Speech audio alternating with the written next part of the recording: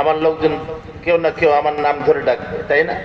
মাহবুব উঠো, অথবা মেয়ে বলবে আব্বু উঠো, অথবা গিন্নি বলবে ওগো ওঠেন, এরকমই তো নাকি?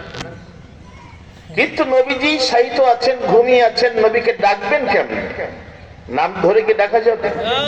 কারণ 30 পারা কোরআনের মধ্যে আমার নবীজির নাম ধরে আল্লাহ নিজেও ডাকেনি। কোন নবীর উম্মত আমরা? আল্লাহু আকবার। সেই নবীকে আমরা চিনি না, জানি না, বুঝি না, নবীর আদর্শ মানতে চাই না, ঠিক না? ঠিক বলে। জিবরাইল আলাইহিস সালাম চিন্তা করলেন, নবীজি ঘুমিয়ে আছেন, ডাকবো কেমনি করে? ডাকা তো ঠিক হবে না। হে মুহাম্মদ সাল্লাল্লাহু আলাইহি সাল্লাম, আপনি উঠুন, আপনি উঠুন, এরকম করে ডাকা যাবে না। তিনি কি করলেন? কিতাবে আসছে, জিবরাইল আলাইহিস সালাম নবীজির পায়ের আঙ্গুলের কাছে বসলেন, জিবরাইলের ঠোঁট দুটো দিয়ে, জিহ্বা মোবারক দিয়ে আমার নবীজির পায়ের আঙ্গুল চুষতে লাগলেন। জিহ্বা দিয়ে নবীর আঙ্গুল চুষছেন, চাটছেন। ঠিক এমন সময় নবীজি জেগে উঠলেন। জেগে উঠে বলতে, জিবরাইল, তুমি ফেরেশতাদের সর্দার হয়ে আমার আঙ্গুলে কেন মুখ লাগাইলে? জিবরাইল বলছেন, ইয়া রাসূলুল্লাহ, ইয়া হাবিবাল্লাহ, হুজুর, আমি ফেরেশতাদের সর্দার হতে পারি, কিন্তু আপনার আঙ্গুলের যে মূল্য আছে, আপনার আঙ্গুলের মূল্যের কাছে আমার কোনো দাম নাই। আপনি ইমামুল মুরসালিন, রাসূলদের ইমাম। সুবহানাল্লাহ। মক্কা থেকেই তো আল্লাহ রাসূলকে আল্লাহ উপরে নিতে পারতেন, ফিলিস্তিনে নিলেন কেন? মসজিদে আকসাতে গিয়েছেন না? আল্লাহ পাক বলছেন, সুবহানাল্লাযী আসরা বিআবদিহি লাইলান মিনাল মাসজিদিল হারাম ইলাল মাসজিদিল আকসা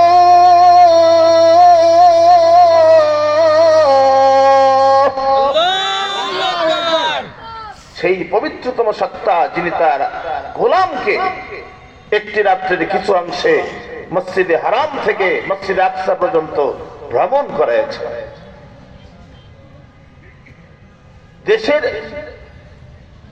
আকাশের নিচে এই পৃথিবীর বুকে যত দেশ আছে, এক দেশ থেকে আরেক দেশে ভ্রমণ করার নাম হলো ইসরা, যেটা এই সূরা বনী ইসরাইলের প্রথম আয়াতে বলছেন, সুবহানাল্লাযী আসরা, ভ্রমণ করালেন আল্লাহ তার গোলামকে বাইতুল্লাহ থেকে বাইতুল মাকদাস পর্যন্ত। কেন সেখানে নিলেন? এর কারণ হলো পয়গম্বররা, অসংখ্য পয়গম্বর রব্বুল আলামিনের কাছে ফরিয়াদ করে বলেছিলেন, আল্লাহ, আখিরি জামানার যিনি পয়গম্বর হবেন, আমরা তো তাকে দেখি নাই, একটা দিন দেখার সুযোগ করে দিয়েন, তার পেছনে 2 রাকাত নামাজ পড়ার সুযোগ করে দিয়ে, তার পেছনে 2 রাকাত নামাজ পড়ার সুযোগ করে দিয়ে। আমার ভাইরা, মুফাসসিরগণ লিখেছেন, কোন জায়গায় 2 রাকাত নামাজ পড়াবেন, পয়গম্বরদের সাথে নিয়ে কোথায় নামাজ পড়াবেন? যেহেতু বাইতুল মুকাদ্দাস ছিল মুসলমানদের প্রথম কিবলা, প্রথম কিবলা। আবার এই মসজিদটা বানিয়েছেন দাউদ আলাইহিস সালাম আর তার সন্তান সুলাইমান আলাইহিস সালাম। বাপ করলেন লিন্টার পর্যন্ত, আর বাকি অংশ সুলাইমান আলাইহিস সালাম জিনদের মাধ্যমে তৈরি করেছেন। সুবহানাল্লাহ। আল্লাহ নবী বোরাকে চড়ে যখন যাচ্ছিলেন, যাওয়ার পর সেখানে একটা পাথর দেখলেন, বাইতুল মুকাদ্দাসের সামনে একটা পাথর। রাসূল বোরাক থেকে নামলেন, জিব্রাইল পাথরের মধ্যে বোরাকের রশি দিয়ে বেঁধে ওই জায়গায় রেখে দিলেন আর বললেন, ইয়া রাসূলুল্লাহ, ইয়া হাবিবাল্লাহ, তাআল মাইয়া, আমার সঙ্গে আসেন, আমার সঙ্গে আসেন। আল্লাহর নবী আস্তে আস্তে করে ঢুকলেন, ঢুকে দেখে মসজিদ ভর্তি মানুষ। আল্লাহু আকবার। চমৎকার চমৎকার চেহারা। পয়গম্বরদের চেহারা তো যেমন তেমন নয়, যেমন তেমন না। পয়গম্বরদের চেহারা যেমন তেমন নয়, সবচেয়ে সুন্দর চেহারাবান ছিল পয়গম্বররা। সুবহানাল্লাহ, সুবহানাল্লাহ। সকল পয়গম্বর সুন্দর। নবী বললেন, ইয়া আখি জিব্রাইল, হে ভাই জিব্রাইল, এই মানুষগুলো কারা আমাকে একটু বলে দাও। জিব্রাইল বললেন, ইয়া রাসূলুল্লাহ, ইয়া হাবিবাল্লাহ, এই মানুষগুলোকে আপনি চেনেন না? নবীজি বললেন, না, আসি নাই, এই প্রথম। জিব্রাইল বললেন, ইয়া রাসূলুল্লাহ, আগে সামনে চলেন, পেছনে দাঁড়ায় বলা যাবে না, আগে সামনে চলেন। ইমাম যেই জায়গায় দাঁড়ায় ইমামের জায়গায় দাঁড়াবেন, তারপরে বলবো। সুবহানাল্লাহ।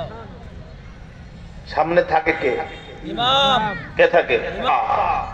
শুধু মসজিদের নেতা নয়, ইমাম হবে বাহিরেরও নেতা। কিন্তু সেই নেতা হিসাবে আমরা তো ইমামকে প্রাধান্য দেই না। কিন্তু ইসলাম কি বলে? মসজিদের যিনি ইমাম নেতা, বাহিরেও সেই ইমাম নেতা হবে। যেমন হয়েছিলেন ওমর ফারুক রাদিয়াল্লাহু তাআলা আনহু। সুবহানাল্লাহ। মসজিদের ইমাম, অর্ধ পৃথিবীর শাসক। শাসক। আল্লাহু আকবার, আল্লাহু আকবার। ওমর ফারুক বলেছিলেন, আমার রাষ্ট্রে যদি একটা কুকুর না খেয়ে মারা যায়, কিয়ামতের দিন আল্লাহ রাব্বুল আলামিনের কাছে আমাকে জবাবদিহি করতে হবে। সুবহানাল্লাহ। কি ভয় ছিল তাদের অন্তরের মধ্যে। আর বর্তমান বিশ্ব শাসকদের কি ভয় আছে? ভয় আছে?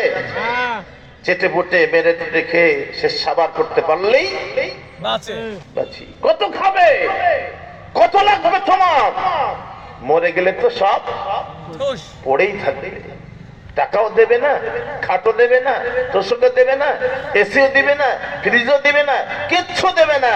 দিবে 3খানা কাপড় বা 5খানা কাপড়, একটু কর্পূর, একটু আতর, একটু গোলাপ জল, একটু সুরমা, এই তো, আর কয়েক টুকরা বাঁশ। বন্ধুরা আমার, জিবরাইল আলাইহিস সালাম সামনে যাওয়ার পর বললেন, ইয়া রাসূলুল্লাহ, ইয়া হাবিবাল্লাহ, আপনার পেছনে যারা দাঁড়িয়ে আছে এরা সাধারণ মানুষ নয়, এরা সব পয়গম্বর। সুবহানাল্লাহ। এরা সব পয়গম্বর। আপনার পেছনে 2 রাকাত নামাজ পড়ার জন্য এরা আল্লাহর কাছে ফরিয়াদ করেছিল, আল্লাহ কবুল করেছেন। আজকে ইমাম হয়ে নামাজ পড়াবেন, আর সকল পয়গম্বর হবে মুক্তাদি, মুসল্লি। সুবহানাল্লাহ। নবীজি নামাজ পড়ালেন, এরপরে বের হয়ে আসলেন, আবার বরকে চললেন। কিছুদূর আসার পরে নবীজির নাকে সুঘ্রাণ লাগছে। জিব্রাইলকে বললেন, ভাই জিব্রাইল, বোরাকটা এখানে একটু থামিয়ে দাও। বোরাকটা থামানো হলো। নবীজি বলছেন, জিব্রাইল, এই মাটি থেকে, এই জায়গা থেকে সুগন্ধি আসছে। কেন সুগন্ধি আসছে? এটা কি জান্নাতি সুগন্ধি নাকি? এটা কি জান্নাতি সুগন্ধি? রাসূল জিব্রাইল বলছেন, না, এটা জান্নাতি সুঘ্রাণ নয়। কিসের সুঘ্রাণ? এখানে একটা কবর আছে, এক কবরে 3টা মানুষের দাফন আছে। একটা কবরের মধ্যে 3টা মানুষকে দাফন করা আছে। যেদিন দাফন করা হয়েছে সেই দিন থেকে এই কবর থেকে সুগন্ধি বের হচ্ছে। সুবহানাল্লাহ, সুবহানাল্লাহ। এখানে হাজি আছেন, হজ করেছেন কেউ? হাজি আমার সামনে, এদিকে আছেন। হাজির বেটা আছে, হাজি না, আমার পাশে এসে বসেন। হাজি সাহেব আমার পাশে বসলে ভালো লাগে। রওজা মুবারাক, আর রাসূল পাক সাল্লাল্লাহু আলাইহি ওয়াসাল্লাম মেম্বার, এই জায়গাটুকুর নাম হলো রিয়াজুল জান্নাত।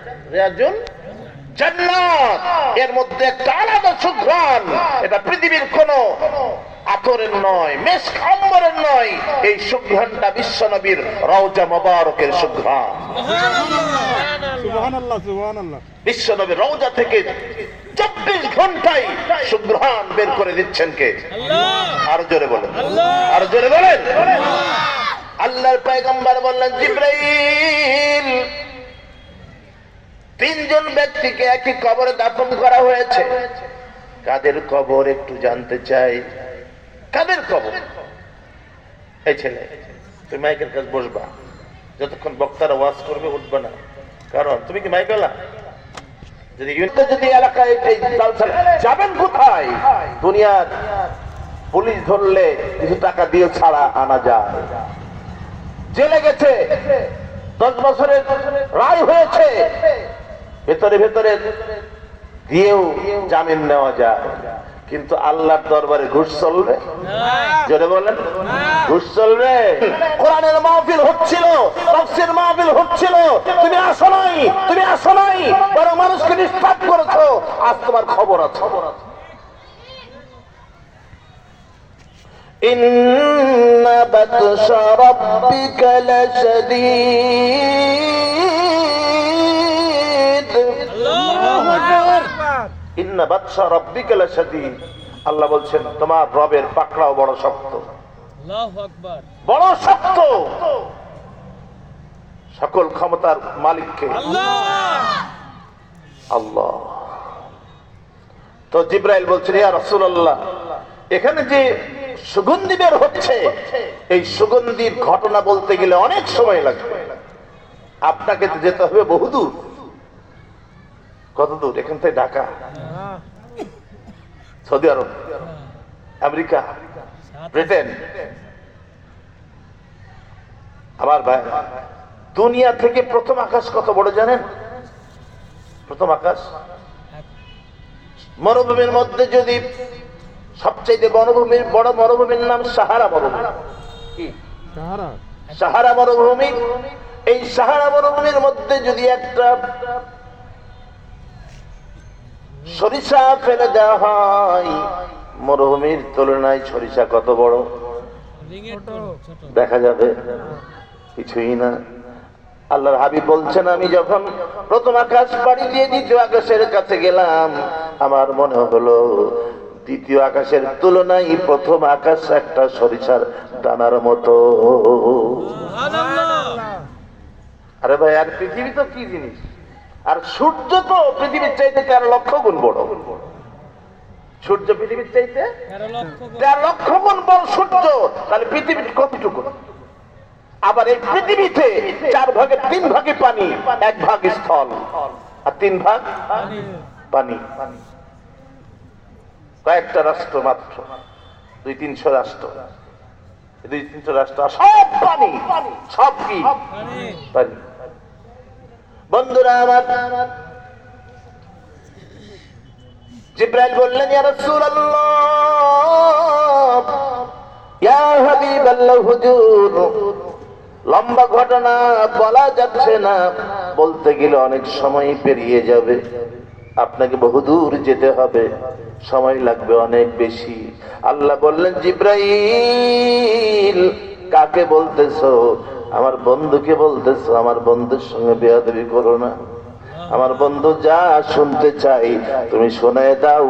আমি ঘড়ির কাঁটা ব্রেক করে রেখে দিলাম। ঘড়ির কাঁটা ব্রেক, সময় ব্রেক। যেমন ঈশ্বর যদি মাননীয় প্রধানমন্ত্রী আসে, মনে করেন এয়ারপোর্টে 10 দিন আগে থেকে বন্ধ রাখলো, হেলিকপ্টারে চড়ে ওখানে আসলো, আলহাজ স্কুল ফিল্ডে তিনি প্রোগ্রাম করবেন, এই রাস্তাটুকু গাড়ি চলাচল করবে? ভাঙাভুগি থাকলে আগে থেকে প্লেন। এই জন্য মাঝে মাঝে নেতারা দেশে আসতে হয়, ঠিক। মন্ত্রী টন্ত্রী আসলে অন্তত রাস্তাঘাট পরিষ্কার ঠিক হয়। ঠিক না ঠিক বলে? ঠিক না ঠিক? আল্লাহ নবী আজকে যেমন আল্লাহর দরবারে এই মাঝখান রাস্তাগুলো আল্লাহ কেমনি সাজিয়েছেন, যদি জানতেন ওই নবীর বিরুদ্ধে চলতেন না, নবীর আদর্শের বিরুদ্ধে চলতেন না, কোরআনের বিরুদ্ধে চলতেন না, হাদিসের বিরুদ্ধে চলতেন না, কোরআনের আনুগত্য করে আল্লাহর দিন প্রতিষ্ঠা করার কাজ করতেন। ঠিক। যদি সেই নবীকে জানা যেত, কোন নবীর উম্মত আমরা? আমার ভাইরা, আল্লাহ বলেন জিবরাইল আমি সময়কে ব্রেক করে দিলাম, সময় আর নড়বে না, যেখানে আছে সেখানেই থাকবে। যদি 30 বছর চলে যায় তাও সময় ওরকমই থাকবে। সময় এখন বাজে, মনে করেন 9টা বাজতে 5 মিনিট দেরি আছে। আমার বন্ধু যা দেখবে, সপ্তম আকাশ দেখবে, সিদরাতুল মুনতাহা দেখবে, আর শাহজিনে যাবে। আমি বন্ধুর সঙ্গে গল্প করব, বন্ধু আমার সঙ্গে গল্প করবে। আমি জান্নাত দেখাবো, জাহান্নাম দেখাবো, পুলসিরাত দেখাবো, মিজান দেখাবো, হাউজে কাউসার দেখাবো, মাকামে মাহমুদ দেখাবো, সব দেখাবো। এরপরে বন্ধুকে সসম্মানে তার বাড়িতে পৌঁছায় দেব। তখনও 9টা বাজতে 5 মিনিট বাকি থাকবে। সুবহানাল্লাহ বলেন। সময়কে আল্লাহ ব্রেক করে দিলেন, যে প্রায় তুই বলো সময় ব্রেক। ইয়া রাসূলুল্লাহ, ইয়া হাবিবাল্লাহ, তাহলে বলি ফেরাউন ছিলেন, ফেরাউন লোকটা ভালো না খারাপ? খারাপ। আচ্ছা, এই বাগল এলাকায় কারণ নাম ফেরাউন আছে? না।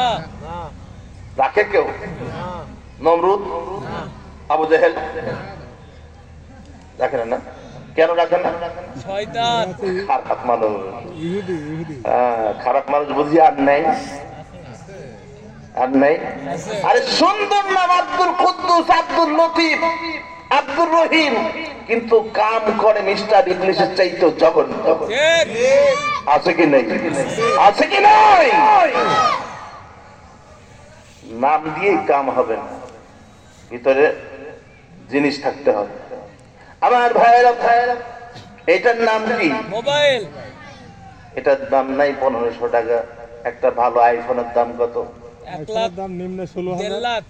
1.5 লাখ টাকা একটা ভালো আইফোনের দাম। যত দামি হোক না কেন, এই মোবাইল দিয়ে কথা বলতে হলে কিন্তু মোবাইলের মধ্যে ব্যাটারি থাকতে হয়। খালি ব্যাটারি থাকলেই হবে না, ব্যাটারির চার্জ থাকতে হবে। শুধু চার্জ থাকলেই হবে না, সিম কার্ড ঢোকাতে হবে। শুধু সিম কার্ড ঢোকাতেই হবে না, ব্যালেন্স থাকতে হবে। শুধু ব্যালেন্স থাকলেই হবে না, নেটওয়ার্ক থাকতে হবে।